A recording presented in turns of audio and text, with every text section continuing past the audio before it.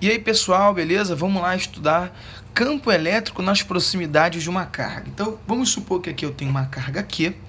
Ela é a carga fonte produtora do campo elétrico.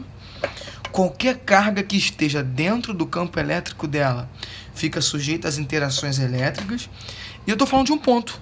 Nesse ponto não tem carga, é apenas um ponto. Eu quero saber qual vai ser a intensidade do campo elétrico nesse pontinho aqui. Como é que a gente vai calcular a intensidade do campo elétrico apenas nesse ponto? Vamos lá. Então, vou colocar aqui, ó, um campo aí de afastamento.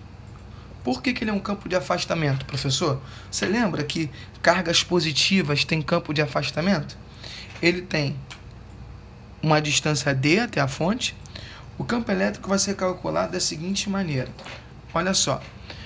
Campo elétrico não é força elétrica dividido pelo módulo da carga?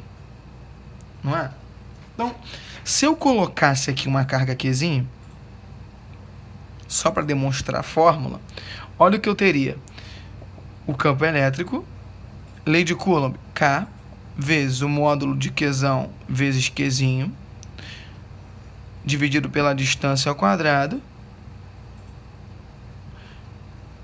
dividido aí pelo módulo de Qzinho. Eu ia acabar cancelando a carga Qzinho aqui de baixo com essa Qzinho aqui de cima. E olha o que ia acontecer. Isso aqui ia ficar igual a constante eletrostática vezes o módulo da carga fonte dividido pela distância ao quadrado. Então, a gente calcula o campo elétrico com a equação K, constante eletrostática, vezes o módulo da carga dividido pela distância ao quadrado até o ponto. Legal? Gente, essa constante eletrostática, você lembra quanto ela vale? O K, ele vale 9 vezes 10 elevado a nona Newton metro quadrado por Coulomb ao quadrado. Esse é o K0, tá bom? O que é o K0? É o K do vácuo, tudo bem? Isso aqui é a constante eletrostática no vácuo. Então, vale 9 vezes 10 elevado a nona. Atenção com a distância aqui que está em metro. Legal, pessoal? Quando você fala de carga, geralmente são coisas muito pequenininhas. Então, eles colocam a unidade em milímetro ou centímetro. É obrigatório, é imperativo que mude a unidade para metro quadrado. O gráfico para metro para dar aqui por causa do metro quadrado, beleza? Não é metro quadrado, não. Metro só ficou ao quadrado porque aqui elevou ao quadrado. Beleza. Observa uma coisa comigo aqui. O gráfico disso é muito semelhante ao gráfico lá da força elétrica, lembra? Com isso, a gente pode concluir o seguinte.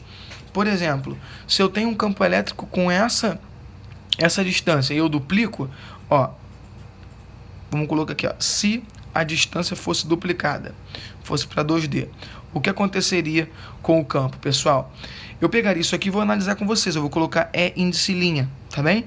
Vai ser K vezes Q, eu vou deixar aqui sem o módulo mesmo, que a gente já sabe que colocou o módulo, dividido por 2D, e isso aqui tudo tem que entrar ao quadrado. Como isso tudo vai entrar ao quadrado, vai ficar K vezes Q dividido por 4D ao quadrado. Legal.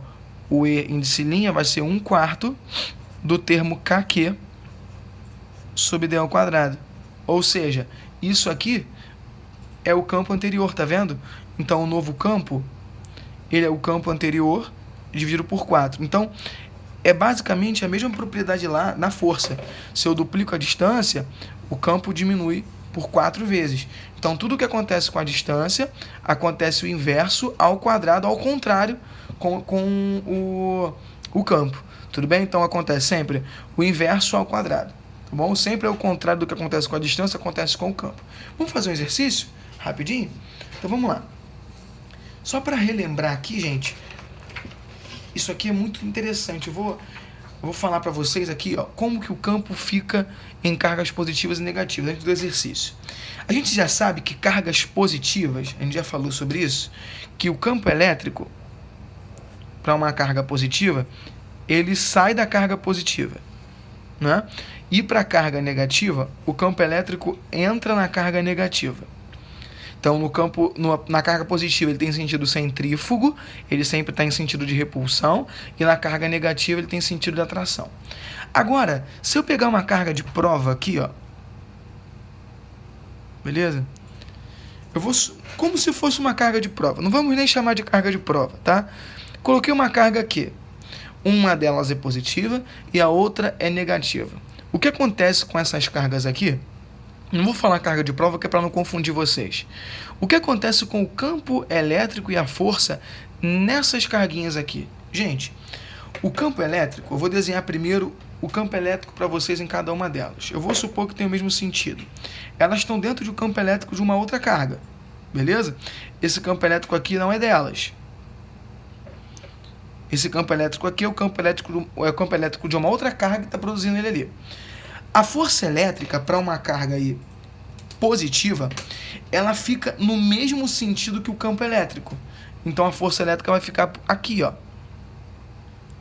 Gente, isso é extremamente importante. A força elétrica fica no mesmo sentido do campo elétrico. Já para uma carga negativa, a força elétrica fica no sentido contrário. Olha que interessante. Então, por exemplo, se em algum exercício você encontrou a força elétrica contrária ao campo elétrico, você já sabe que a carga que está aqui, mesmo que eles omitam o sinal, é uma carga negativa.